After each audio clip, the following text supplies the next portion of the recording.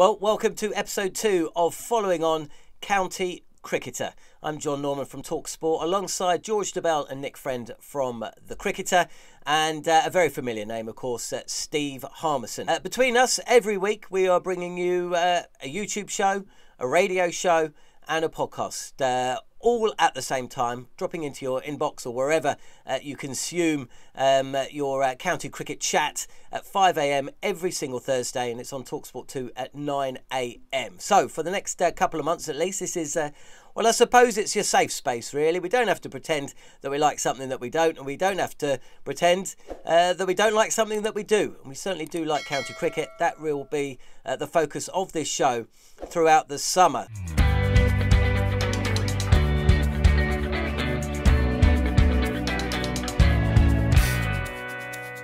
So, we'd like you to get involved as well. We've got a couple of questions that popped up on social media this week.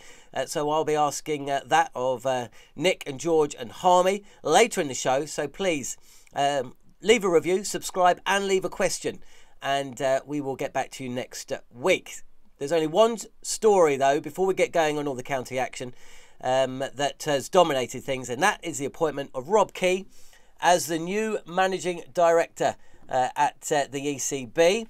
It's very surreal, really. And I was always, you know, it sounds what was I, 24 or something? So you got, you know, I'm not married or anything at that stage. You got no kids. You're not really worried about a mortgage. You're just literally playing for the fun of it, and you happen to be doing it for England, and that's what it was like. And I always counted myself very lucky because I did it with you and Fred in particular. That was a great feeling, I remember, and you just think life doesn't really get any better than this. So, George Dobell, is that something that you think that county cricket should be fearful of, or something that it should be looking forward to? Well, I don't think it's anything to be fearful of. I think he's been around in the county game one way or another for a very long time. I think he respects it, but I also think he's aware of its challenges and faults. I think it could have been a lot worse.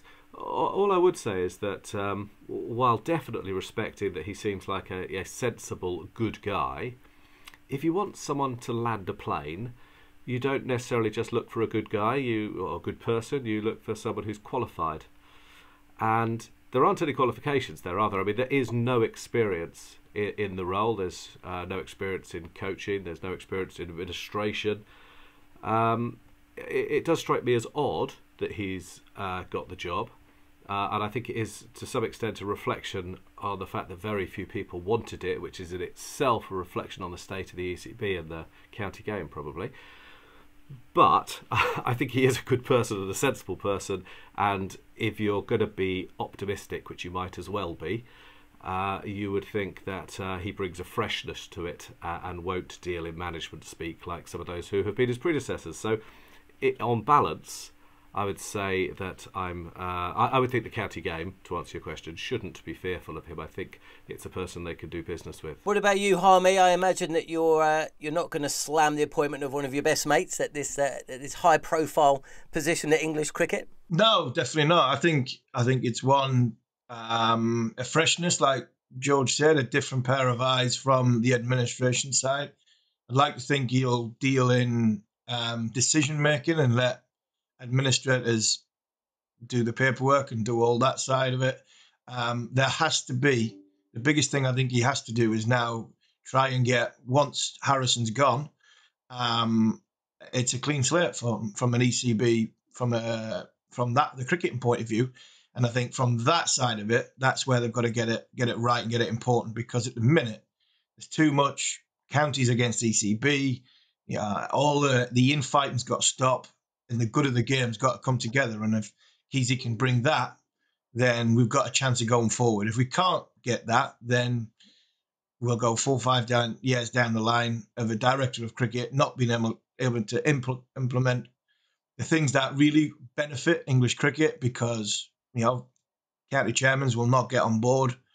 And I think that's the biggest challenge. And from there, if he gets that right, then I think he's off and running, and he's got a good chance of making sure county cricket is where we want it to be in a few years' time, which is producing England players. George, I'm not sure if it was a metaphor or an analogy or a simile. I get really confused about what's what. But you made the comparison with, piloting an aeroplane. Now, let's go back to Storm Eunice. I'm not sure if you were watching that YouTube show, which was basically one camera fixed at Heathrow Airport as the planes were coming in at an angle, and they're having to abort, and it was like the worst possible kind of conditions that you could land an aeroplane in.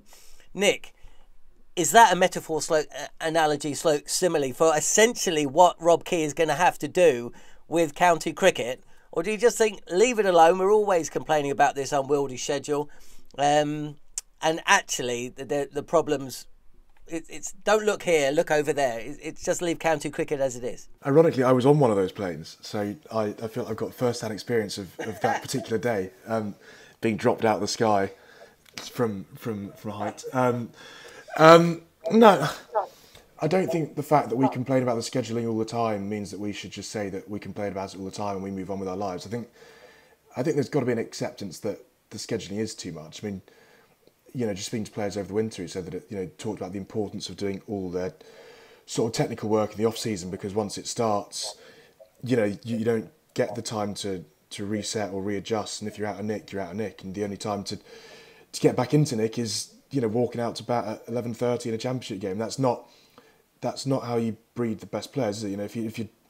If your game needs work, there does need to be a time when you can actually do something to it that isn't between October and March. So I think the scheduling, it's the worst kept secret of the game, isn't it? The scheduling does need work, and that will be an enormous part of, I guess that when you attach it to everything else that Key will have to work on is the biggest part of the gig, isn't it? Because that obviously will, whatever the schedule looks like, will work around what the formats look like and what the different competitions look like, and whether you're playing 14 championship games or 10 or 16 as in the past or whatever. And then then you're looking at the Blast and whether how many group games are going to be in that. And then obviously you've got, looking forward, a 50 over World Cup coming up. So do we go back to a Royal London Cup that that includes all the best players, or do we stick with what we've got at the moment? So I don't think you can ignore the scheduling for lots of reasons. And therefore that will be, I think it has to be the top priority once they've got a team in place. And obviously at the moment, it feels like a very, I don't think you can make any of those calls without, having a head coach and having a selector and having an England captain. I know they're not part of, I know that will be on Keys' plate rather than theirs, but you do need to know where you're sort of going with all this before you start making really big decisions. So there's a lot to, who was James Taylor the most, influential man in a position of power before Rob Key was appointed last week? Like that vacuum, I think, has to get sorted before anything else. But I'd certainly say that scheduling does have to be addressed rather than just sort of turn a blind eye to because it's always been this way. Because I don't think it has as well. Certainly not to this extent. I'm not sure it's a real job. I've got this theory, Normo, that English cricket keeps inventing roles which don't really exist. Joss Butler at number 7, being a specialist batter, would be one. But you remember when their support staff extended to a woman who made balloon animals and a topiarist and all these sorts of things. And I think it's pretty much the same with this job. We're talking about what they have to do. Ashley Giles didn't decide the domestic schedule. He didn't decide the international schedule. He didn't decide the availability of players on a regular basis. What did he do? I'll tell you what he did. He was a human shield for Tom Harrison. If that's all Rob Key is, it doesn't matter who you appoint. It doesn't matter. You might as well, you could have appointed a sheep, and they'd probably been a lot less expensive. Okay. Also, by the way, who appointed him? Whose decision was it? I was going to ask you a quick question as well. We've got to get on with the show, really. But following a rigorous recruitment process, can you tell me how many people were interviewed for the job, George? No, I can't. But do you know, in a way, I don't even know who to ask. Well, yeah. Andrew, go on, Harvey. No, but on that, and I'm gonna obviously, I'm not defending the person here because Keezy, I think Keezy's got the right mindset to go into this job where he, Nasser talked about it today. He plays a fool, he doesn't suffer fools, and I think that's the biggest trait that Keezy's got. I think if Keezy goes in there and he will tell people what to do.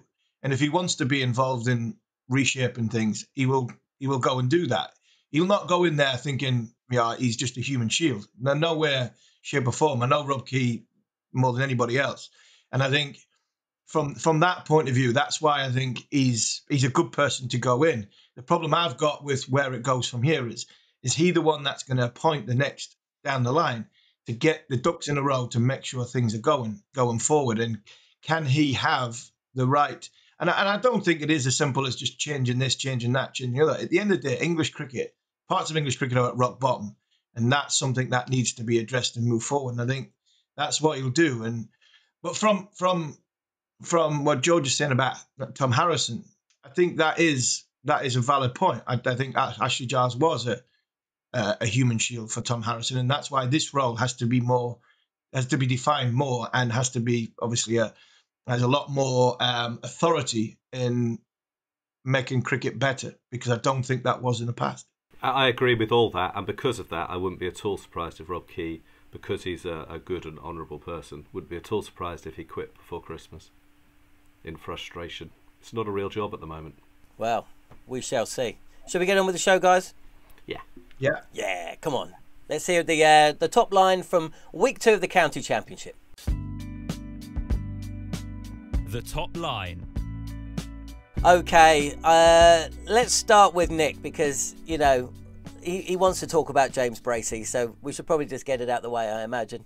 Nick, over to you. Well, my top line was more general than him, but I just noticed, I mean, this is probably saying bleeding obvious, but a lot of very good players playing very well, which I think was probably quite important at the start of the season, because there's so much scrutiny around the championship at the moment. But actually, if you can churn out a week where there are double tons for Pujara and Masood, and Ollie Pope gets back to, tunning up at the Oval, and Marcus Harris comes in and makes a very good 100 on debut, having only got into the country on, I think it was on Monday.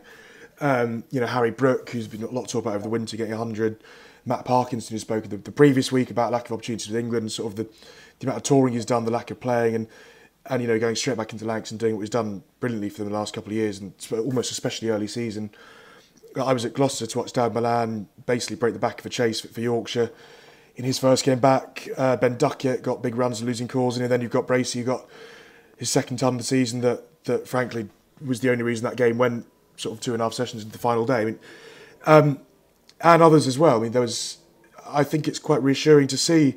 Obviously, other people, there is the other argument, which is that this shows the gap that exists, and it probably does to an extent. But among that list, there are some very, very good players who doing well in county cricket in April, does show a pretty decent competition, I think. And it will change, obviously, when guys go away and international stuff starts and international equipment take over. But Sheena Freely makes his debut tomorrow, or Thursday rather, against Marnus Labuschagne at Glamorgan. So that's another pretty decent matchup for the game to have. And I was at Bristol. It wasn't just Bracey, to be honest. Harris Ralph was, I think we'll touch on later in the show as well, was fascinating to watch him. It was only his 5th first-class game, but sort of watching someone that skillful was and that quick as well. Bracey, for his 177, was hit a couple of times on the head pretty hard, I think, by Ralph. But no, it was on Bracey. It was pretty high class, to be honest. That's a pretty good Yorkshire attack. Matt Fisher, who looked a very good bowler on the back of his England winter. Then we've got Don Bess as well, who's played a fair bit in international cricket now, held up an end very well. But Bracey, 177, played beautifully. And I reckon was only another half an hour, 40 minutes, probably another 10 overs, sort of defiance away from possibly saving that game. Sort of leaving Yorkshire not enough time to chase 230, 240. But no, I thought it was a terrific game of cricket. And as I say, two tons in 2 games for a bloke who was sort of written off this time last year is, a very commendable effort. And as I said last week, a far better player than what happened last summer. What about you, George? Unrewarded excellence. Oh yes, that's what I went for, isn't it, as the theme of the round. And James Bracey was one of the people who had done well in a losing cause. Ben Duckett, almost no mention of him, almost got 100 in both innings. Ben Compton batted really well. And perhaps the one that stands out the most is Craig Overton, who I was at that game at Taunton, and he took, I think it was 13 for 87. I'd like to say he proved a bit of a point in the process. I'm not sure he did. because it's not as if people at Taunton aren't aware of what he can do and how good he is. But whether that translates... Look, it was a really fun game. It was a spirit-reviving game. Actually, it was a spirit-reviving round of games. But that game was such fun. And I'm not criticising the pitch, because it was a fun pitch, and it wasn't like the bounce went up and down, but it did seem... I mean, I asked Craig whether he'd ever played on a test surface like that, and he thought there had been one at Leeds that was anywhere near. But basically, you could play 50 tests and not play on a wicket like that, I think. So it gave him some help, and he was magnificent. You know, he absolutely looked like a test bowler. And I don't know what you make of that, because he didn't really, did he, in the Caribbean? Harmy? Yeah, mine was young guns fire. Seeing all these young players, and this is the challenge for, like we talked about Rob Key, the challenge for the next regime coming in, to try and find a way of bridging a gap between first class cricket and test match cricket. The young Haynes at Sussex, 243 second innings. The thing for me that out of that was, yes, it's a fantastic innings, but he put a 340 plus run partnership on with Pajara. The education in that alone, just standing 22 yards away from a bloke who's got ridiculous amounts of test hundreds, a mindset of international test match batting, that's more valuable. That's more valuable than getting 243 for me, because of the little bounce back between overs and talking to somebody who has been there and done it. And you want to do that yourself. That for me was great. You mentioned all the others, Duckett, Brook, Pope getting some runs, Fisher and getting some wickets, Potts getting wickets. But the moment of the week for me was the just deflation of Craig Overton as a bowler myself, on his knees. The picture of, I think it was one of the Essex batters just patting him on the back, more or less saying nearly the Freddie Brett Lee moment of, what an effort you've just produced, but unfortunately you're on the losing side. That just tells you the gap is enormous between first-class cricket and test match cricket, because here is a guy who bowled his heart out, 13 wickets, unbelievable, great effort against a decent batting unit as well in Essex. And over the course of a 6-month period in the winter, looked as though he was a little bit short of a gallop when it comes to the test match arena. So, but for me, the title of the week was Young Guns Fire, because there's some good young players in England over the course of the last 2 weeks who have produced performances, and hopefully that'll carry on. Brilliant stuff. Well, look, I'm going to pull rank, and my top line, and the top line for the week is Glamorgan and Surrey upset form books to open up title races in both divisions, because you couldn't move for Nottinghamshire winning Division 2 and Hampshire winning Division 1. So I think it's brilliant for the county championship that an unheralded name like Surrey and they're never an underdog, are they? They're never an underdog. Hey, they haven't won the county championship for Surrey, at least 4 years. But look, I think Glamorgan for me, beating Nottinghamshire the way that they did, just showing that there's going to be competition in that division.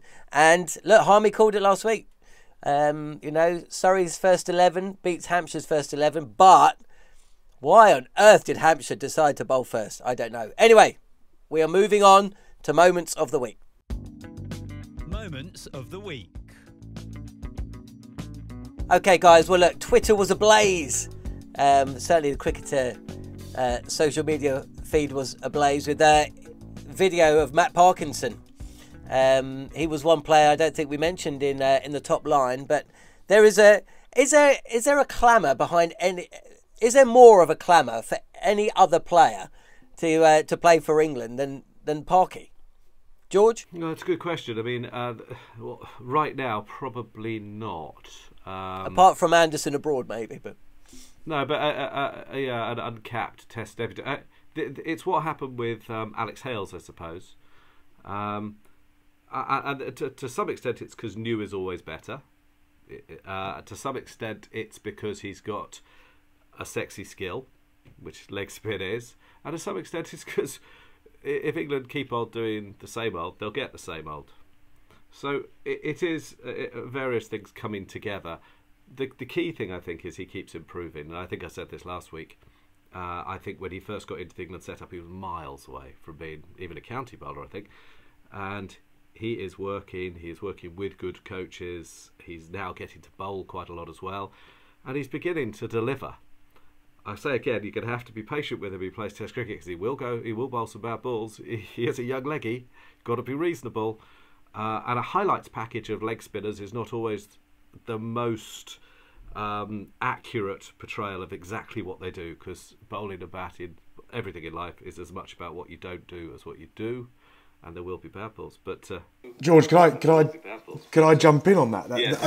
The one thing I'd say on Parkinson actually is that I actually think his highlights reels are probably more unfair to him than most, and that he bowled the Rossington ball last year and the Rawlins ball, and he got those wickets last week. But actually, I think the thing that's most impressive with him is he doesn't bowl many bad balls. He bowled 20 overs for 39 in the first innings at Kent. I mean, this time last year he was at 7 for at Kent on a flat one that hardly turned at all. I remember speaking to him afterwards, and it was the week after he bowled that ball to Rossington that everyone said was sort of, the county worn ball kind of thing. And actually, he was far more chuffed with the 7 for, because he bowled 50 overs for 120, hardly bowled a bad ball, hardly spun one, but it meant that he had to, set batters up. So go, quicker at the stumps, then wider of off stump, and then have guys caught cover, that kind of thing.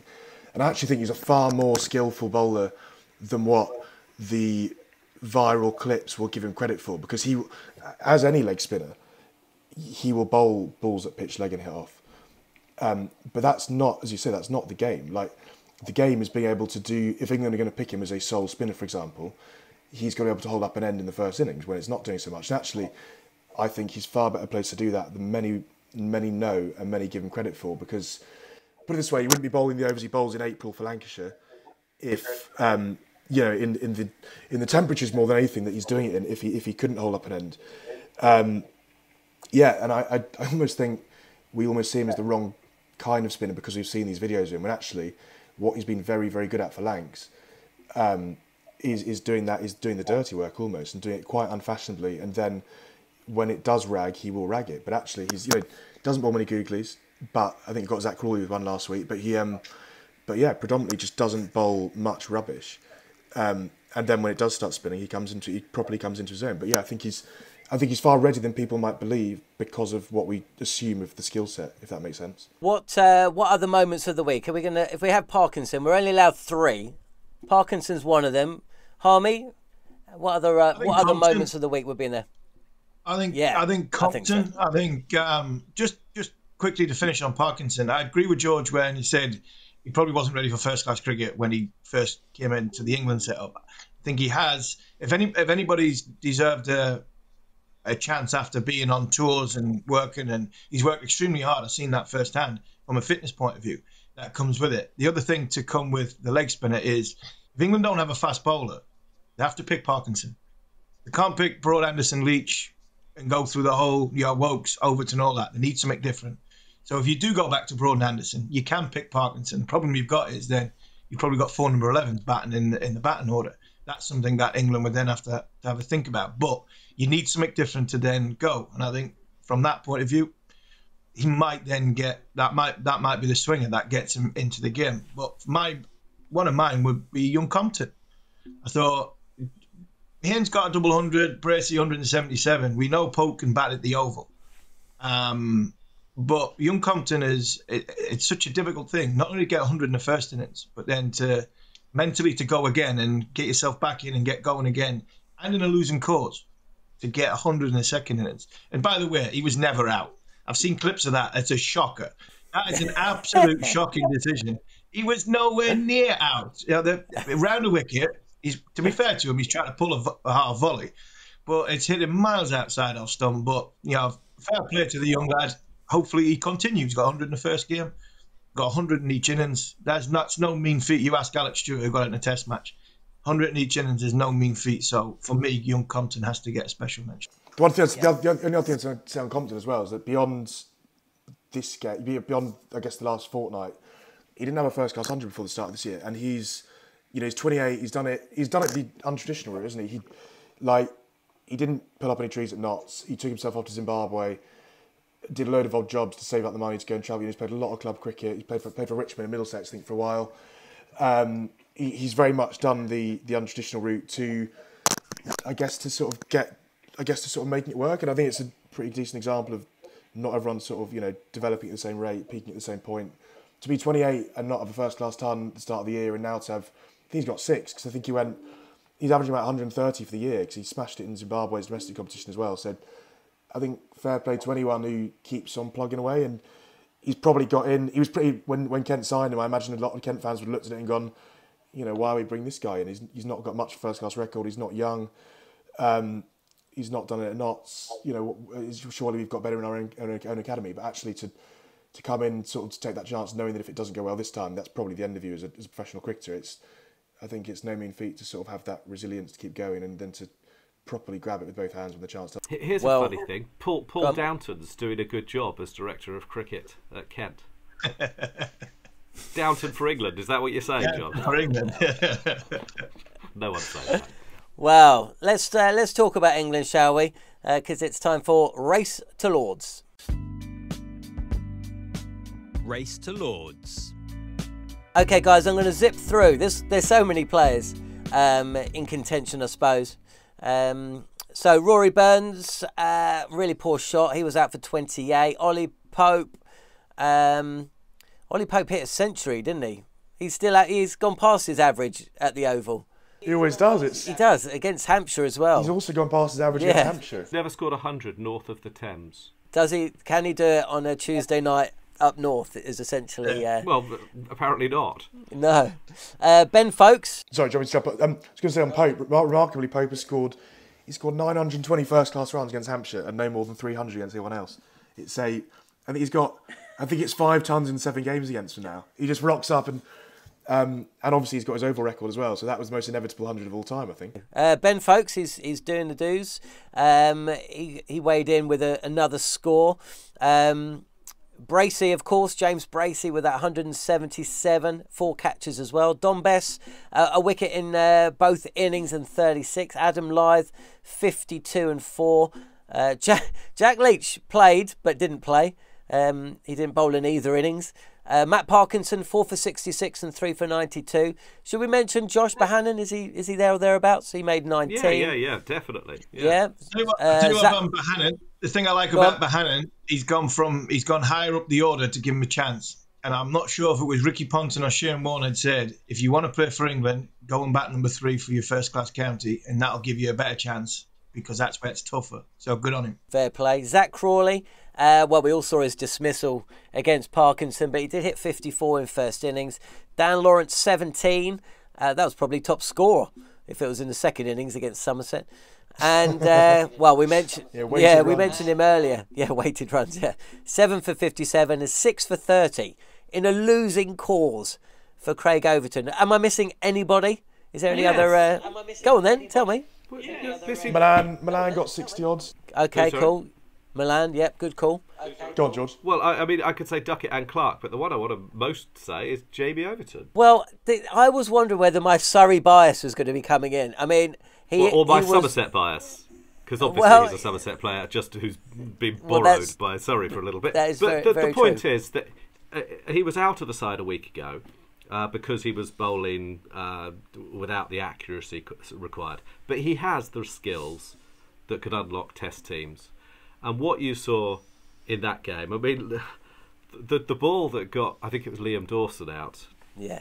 It's just a thing of great beauty. It's quick, it's accurate, it swings, basically pitches middle and off and hits top of off, I think. Beautiful bowling. He does have a bit more pace than his brother. He has a bit more pace than most people in county cricket. He's not Mark Wood quick, but he's pretty sharp. And there's a lot to like though. He can bat a bit as well, of course. So I think he is worth keeping an eye on. And he took up the slack from Kemar Roach going off, didn't he? Yeah. There was more pressure on him as well, wasn't it? Because Kemar Roach went off injured as well. So when Roach went off injured, that didn't look like an easy game to win, given the runs Surrey had on the boards. Would suggest that it wasn't a bad Oval pitch. Although I think Amler had said it wasn't a 300 for 3 pitch after day one. So maybe it was slightly better for bowling than Hampshire made it look. But yeah. Chuck in another similar guy with another similar, I guess, profile after winter was, I was at Bristol watching Matt Fisher, and he took 4 for 19 and 15 overs on the first day, and the first ball of the season was just back for length. And Bristol's not known for its pace, and And the first ball of the season was taken in one hand by Harry Duke over his head from back of a length, flying through from Fisher, and that surprised everyone on the ground. But at the end of play, he said that just having made that England debut. Bear in mind, he made his Yorkshire debut at 15, didn't he? I mean, I think if you start that young and that's been your goal for so long, and then he's had the injuries and all the difficulties around it.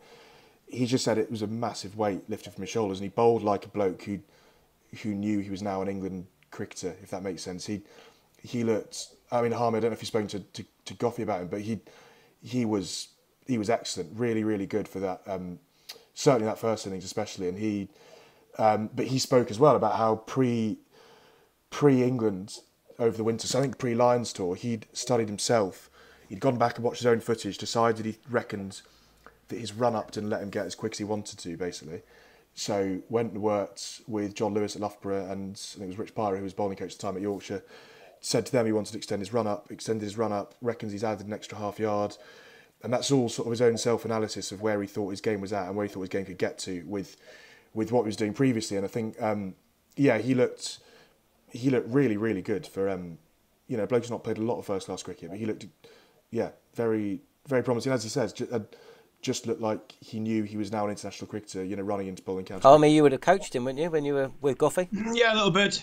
More. It wasn't so much the coaching side of it. We weren't there for very long, so you're never going to try and change anything. It was more encouragement, putting little sort of mindset challenges inside of what potentially is going to come in Test match cricket.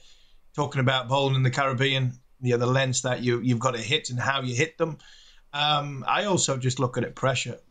That thing between the left and the right ear, it's amazing because you can go to Taunton on a green one and think you're bowling at 88 mile an hour. You can go to Bristol on a green one and hit the wicketkeeper's gloves above his head, very first ball, and think not a problem at all.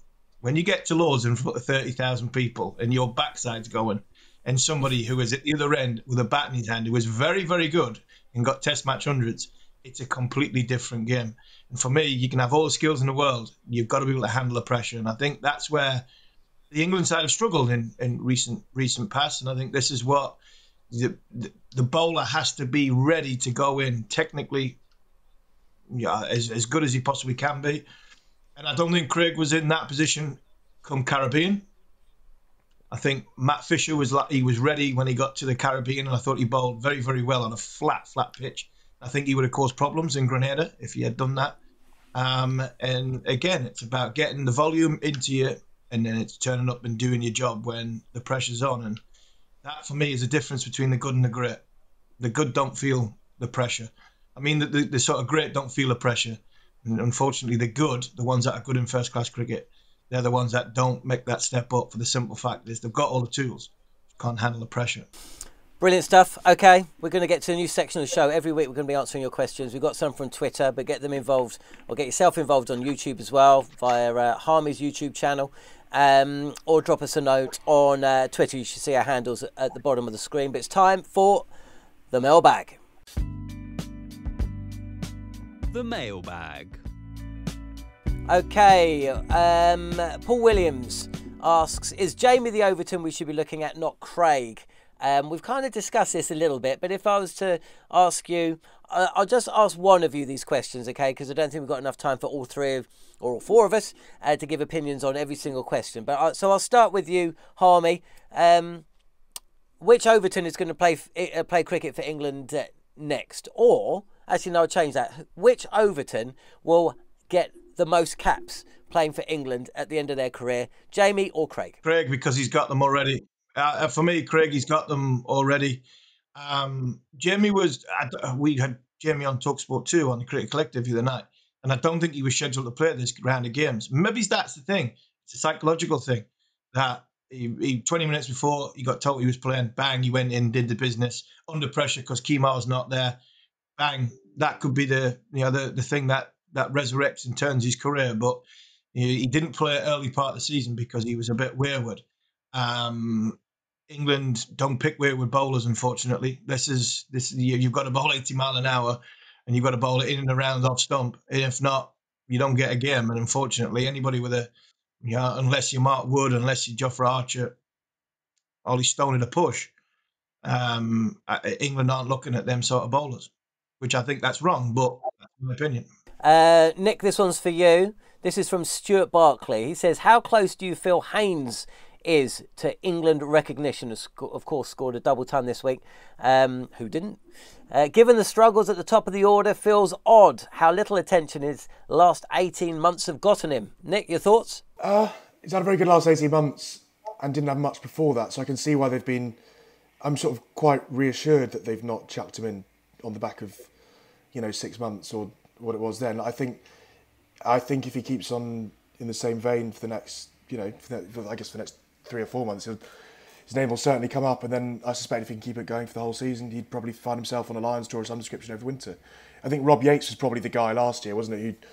Who I guess had a fairly similar trajectory, but he was one that ended up on the Lions tour. And maybe there wouldn't have been a great clamour if it had been Haynes rather than Yates. But no, I'm reassured they've not thrown him in, because I think as I said last week, I think where I've really felt for a lot of the guys is that they're being, brought in with not a huge, with I guess not a huge amount, not a huge bank to fall back on. So if he can have a year back with Pujara and Rizwan in that Sussex team, he's captain as well.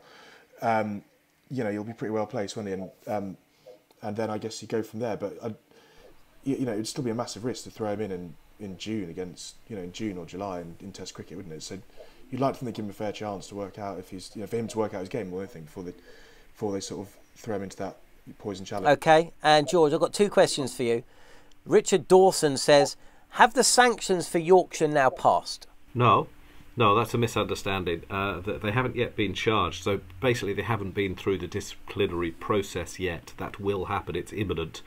The club will be charged. Individual former players, coaches, administrators will be charged. It's absolutely imminent. There's some legal arguments to be progressed, but no, it will happen, and they will be charged, and they will be punished inevitably. See, I knew George was the person to ask. And Will Calling says, does George still think Glamorgan should be replaced by an independent Welsh side? I do think that's worth looking at, yes. I think that it's not a punishment, it's the way to optimise the development of cricket in Wales. And while I don't want to be churlish about that win, that's a really good win they've just had. I think 18 of the wickets were taken by Australians of one form or another in the Glamorgan side. And I think that Sam Northeast and Marcus Labuschagne aren't exactly boys from the valleys either. So this is not to be a punishment. Wales could immediately start playing T20 cricket against, England. The touring side, they would be guaranteed funding by the ECB for 10 years or so. They would be guaranteed. I would like there to be a 4 or 5 nations tournament involving England, Wales, Scotland, Ireland, several teams. I think that could be played, say, on a bank holiday weekend. It'd be really, really attractive. It could even be given free to air. I think that it would be up to them what they wanted to do about first class and Test cricket. Yes, eventually they would lose the ECB revenue share, but they would hopefully have other ways of doing it. I think it could be a way to inspire more people in Wales to want to play and follow the side. I think we've tried what we've tried for quite a long time, and I don't really think it's worked or is working. So it's not meant to be a punishment, it's meant to be a constructive way to optimise the development of cricket in Wales. Yes, I still passionately think that's worth looking at. Do you know what? I love this show. Sometimes I know I'm supposed to be talking and giving my input, but I do find myself just listening at times. And that was a joyous couple of minutes. Okay, that was the mailbag. All of your questions were answered. Get some more in. We'll do the same next week. But now we're going to have a little look ahead to, week 3 of the County Championship. County Roundup. Okay, guys, we're coming up against the clock here, so we're just going to zip through the 5 matches in Division 1. Kent against Hampshire, Warwickshire versus Essex, Surrey versus Somerset, Lancashire against Gloucestershire, Northants against Yorkshire. Warwickshire, Essex, perhaps the pick of those 5, but George Dobell, could we see the return of some familiar faces at Old Trafford against Gloucestershire? Well, you would think that Jimmy Anderson's going to get back in the side, if that's what you mean. Yeah, I suspect he'll get selected, won't he? The old I don't fella. know. Yeah, I think he's got a chance. Nor do I for a fact. But I mean, presuming that, it's the start of him making himself available. What did? How was it put? Andrew Strauss said he could, I can't remember what the expression was, or was it Joe Root said, you know, he can show what he can do or something, or make his case. Anyway, that'll be an absolute nightmare for any batter who faces him. Jimmy Anderson with a point to prove, nightmare. But brilliant. I mean, what an opportunity to watch a great in action. Get down there if you can. It won't last for very much longer. And Joe Root, is he going to be playing? I mean, he won't play this week, but of course, since we were last to air, he's stepped down as England captain. I reckon Goffey's going to be delighted, isn't he, Harmy? Yeah, I think you'll get him. I think Yorkshire play the next round of games at home, so I'd imagine Joe Root might turn out at home. Ben Stokes might turn out at home that week as well. To carry on from the Lancashire game, what an attack that is. Jimmy Anderson, Saqib Mahmood, Hassan Ali and Matt Parkinson. That's an attack. So good luck, James Bracey and Matthew Harris. You're off the back of hundreds, playing on a test ground. It could be quite a challenge. But it'll be good to see Joe Root back playing. It'll be good to see Ben Stokes back playing. There's one or two that I think Broad might play up at Durham. I might pop and see Broad play at Durham if Broad plays there this week in obviously the second division. But that'll be the one I'm watching. I want to watch young Bracey against. If we come on the show and James Bracey and Nick talked about James Bracey the way he talked about him this morning, next week, then I tell you what, that kid's got to be on the radar for England, because if he goes and plays against Anderson, Ali, Mahmood and Parkinson and gets runs, then England have to have a serious look at the way this kid's playing. Where would he bat, Nick? Where would James Bracey bat if he played for England again? I'd like to. I mean, he'd never bat at number 7 in his first-class career when they asked him to do it against New Zealand. So, I'd like to let him do it. You know, where he's done it for Gloucestershire, which this season's been number 3. I think the past he's done number 4. He's batting the top 4. I'd say number 3. I mean, number 3 would. You know, is obviously its own challenge, but at least you're giving the guy a chance in a position where he is familiar, which I think is, it's not. I appreciate that's not always a luxury that everyone gets, but I think you can give guys half a chance, kind of succeeding if you sort of put them in the roles they're used to, which I think was, not just him. He's far from the only one to have been sort of moved around. Like Dan Lawrence in India, wasn't he? Was asked to do. Was Dan Lawrence at 3 in India, or was he at... I think he did do 3. Yeah, did he not do it once? I think he did. Yeah, he did it once, he did 3 and he did 5. I think he did at the start. Yeah, he did it once, he did 3 and he did 5. Same thing. I think we could just, I think there was talk that Dan Lawrence was the reserve opener in the West Indies, wasn't he? Because he'd done it once in 2017. Like, you've got to give these guys an actual chance, haven't you? And with some familiarity, with some understanding of the role you're asking them to perform. So, somewhere in that top order, I'd say. I mean, if you bat, but as I say, I think we're a long way off that. We're still in April, aren't we? So, and we don't know where Joe Root's going to bat now, do we? I mean, is he still at number 3? No idea. Exactly, and it might be that he doesn't captain. He bats at 4s and bats at 4 and he churns out runs at an average of 70 again. And everyone's, if they can find some runs around him, they're going to win some games. Durham against Nottinghamshire, Worcestershire against Sussex, Leicestershire against Derbyshire, Glamorgan against Middlesex are the Division 2 games. Harmy, why did Durham not declare any earlier than they did against Leicestershire?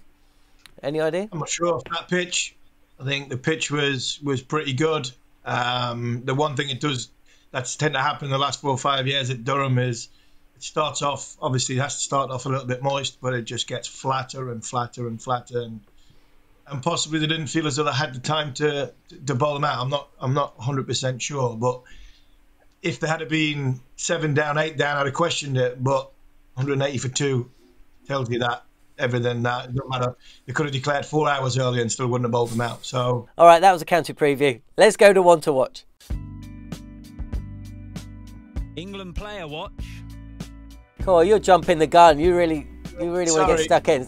Let's just explain this section of the show. Essentially, all 4 of us have picked one player that we're going to be following the fortunes of throughout the county season, and only yours played, Harmy. Ed Pollock, Dustin Melton, Mason Crane. None of those guys played, but Matt Potts, who is your guy to keep an eye on, did play. And I imagine you want to talk about his first innings bowling rather than his second. Yeah, well, that for me is what a bowler needs to go on is, can you win matches for your team in the first innings by knocking a team over, especially as a quick bowler? And he did. He got 6 wickets on what looked a decent cricket wicket. I think it had both for bat and ball, and he got top order wickets, nicked people off. He got a beauty to nip back LBW, which showed he's got a little bit of pace, a little bit of skill. And then at the end, there was a couple of bounces there that really intimidated and put the batters under pressure. So for me, it was a well constructed 6 foot. And I'm expecting big things from young Potts once he gets Cast back. I think that could be a decent bowling attack for that second division, and it could really, really challenge. So I was pleased to see young Potts get rewarded for because apparently he's put a lot of hard work in over the course of the close season. Brilliant stuff. Well, look, that brings us to the end of the show. We've done it. Instead of an hour and a half, we've actually managed to do what we set out to do and discuss about 1 billion different games and a trillion different players inside 45 minutes or so. George, Harmy and Nick, thank you so much for your time. We'll all be back there this time next week, whether you're watching us on YouTube, on Steve Harmison's YouTube channel, or on the Cricketer website, or you're listening to the Following On podcast, or on TalkSport 2. This has been Following On County Cricketer.